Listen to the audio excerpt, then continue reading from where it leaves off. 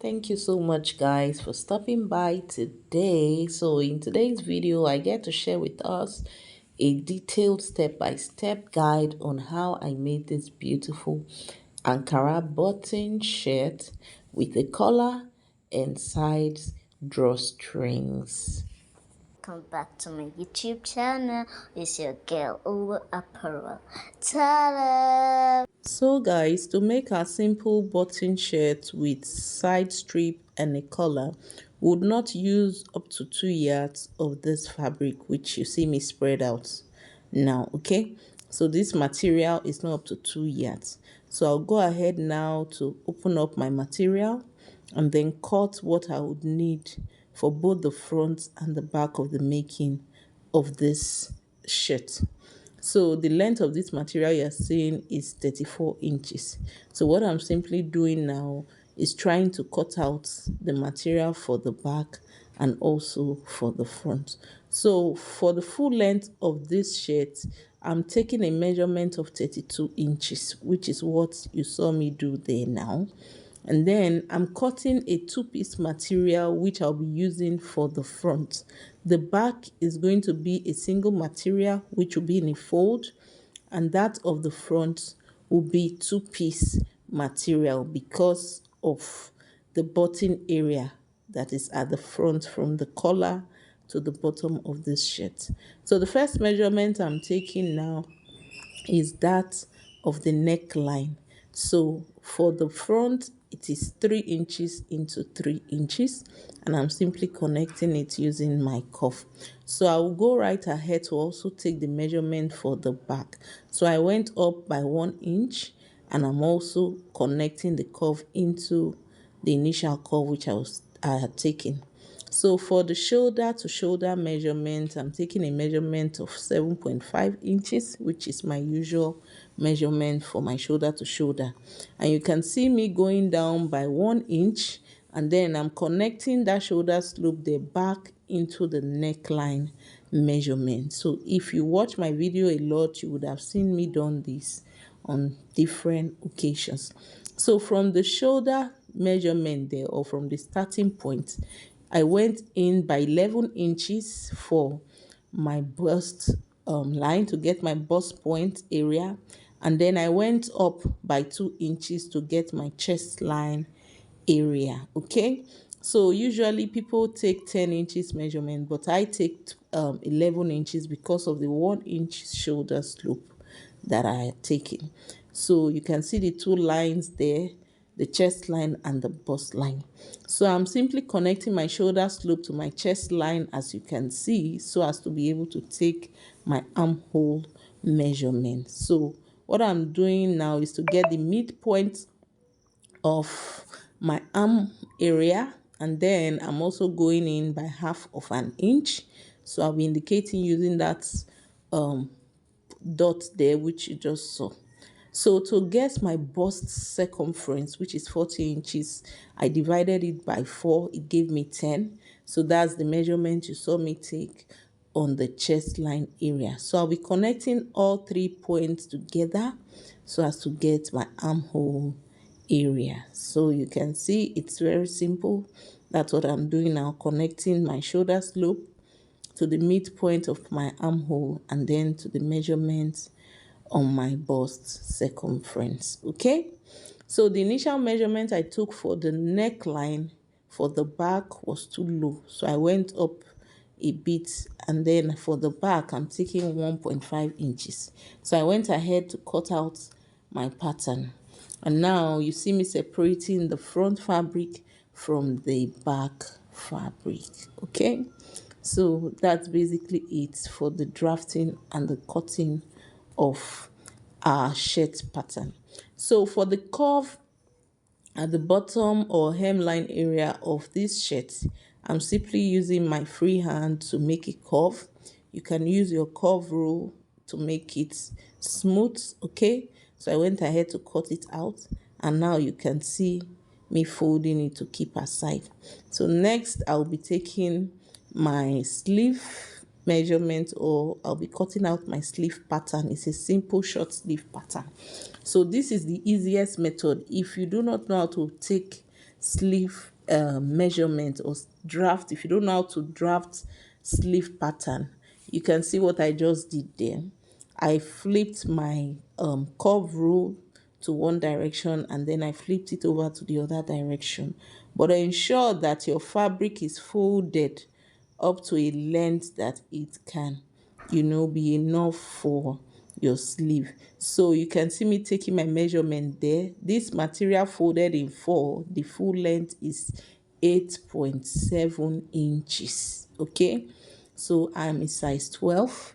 I'm not very chubby, and so that is for me. So if you're fatter, you'll be needing more fabric. So you are seeing me placing my front fabric on my back fabric now.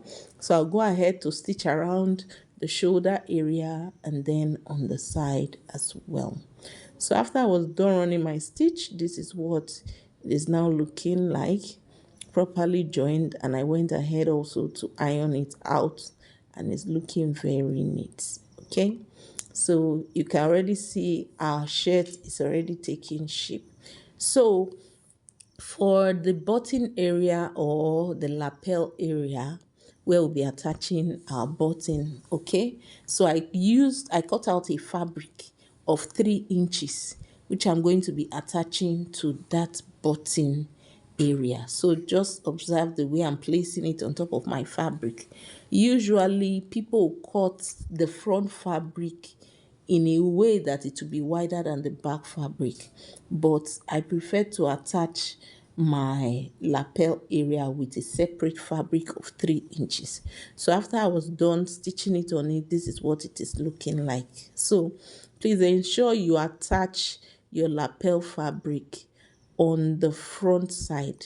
So ensure you attach it from the front side. Okay, so what I'm simply doing now is folding it in after I'd attached it, and then I'll be running my stitch on it. So I'll be running a top stitch actually.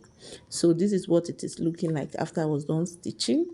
So I'll be arranging so you can see it is lapping each other. So the front pattern is lapping on top of each other. Okay, so next I'm going to be attaching or drafting the pattern for the collar of this shirt. So ensure you take the measurement for the neck line or the length of the neck area so as to be able to properly draft out your collar for the shirt. So according to the full length of my collar is what I am cutting out right now. So you can see my material is folded in two. So the measurement I took is a little bit above the actual measurement. So I added 1 inch to it. So it will have about half an inch on both sides for me to run my stitch conveniently. So I also went ahead now, this little piece of fabric which I had cut out, I'm simply cutting around the edges so as to have a curve shape like a regular shirt has. Okay, a regular color of a shirt has. So after I was done cutting that out, I'm going to be cutting out the remaining portion of the collar of this shirt. So you can see the way I am placing it on top of my fabric, which is folded in four. Please take note, the fabric is folded in four. Even if you fold it in two, it means you are going to be taking your measurement or drafting your pattern twice. So this is the material which I had cut out. So after trimming out the excesses, I'm going to be making like a slant or partially straight line. You just simply observe what I'm doing. I'm going to be connecting that area there as you are seeing me doing now, and I'll be cutting that out. So that's these two fabric I'll be attaching together. So simply observe how I'm going to attach it together. So this is one pattern for drafting a collar, a shirt collar. So you can see me going in by half of an inch there. So I'm going to be connecting that point all the way to the um, edge or the hem area of that pattern I'd cut out. Okay, simply a slant line, and I'll be trimming it out. So this isn't really important. You can actually attach the bottom fabric and the top fabric of your collar together without this slant um, little portion I'm cutting out now. So after I was done, I'm going to be setting these two fabric aside, and then I'll be showing you another pattern for drafting out your collar. So this other pattern is the easiest method. So a lot of people who sew uniforms use this method. People who sew school uniforms for children use this particular method, and all you simply do is just cut out as I've indicated. So you can see that I'd attached my gum stay to this fabric which I cut out initially. And what I'm simply doing now is making a notch at the middle of both the bottom and the top. So just observe the way I'm placing it on top of each other. I'll go ahead now to my sewing machine to run my stitches.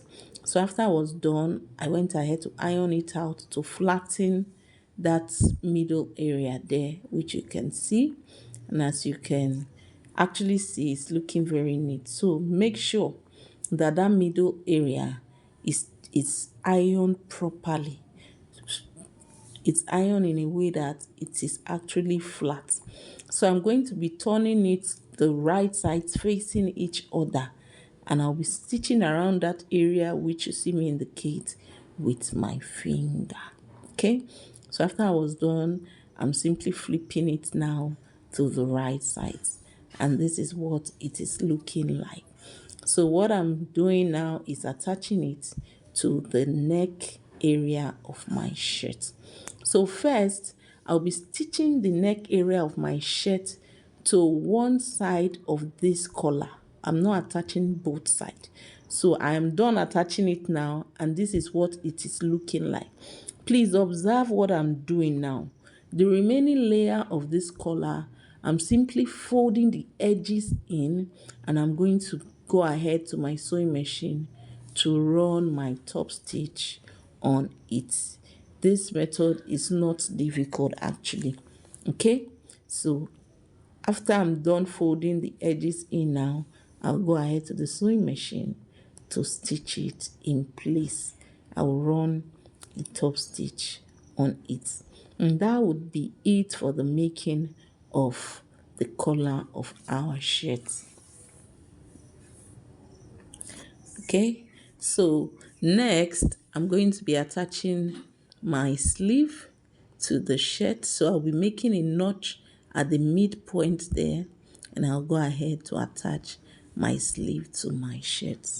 So like I usually say, I teach. So this is very simple. It's something you could do.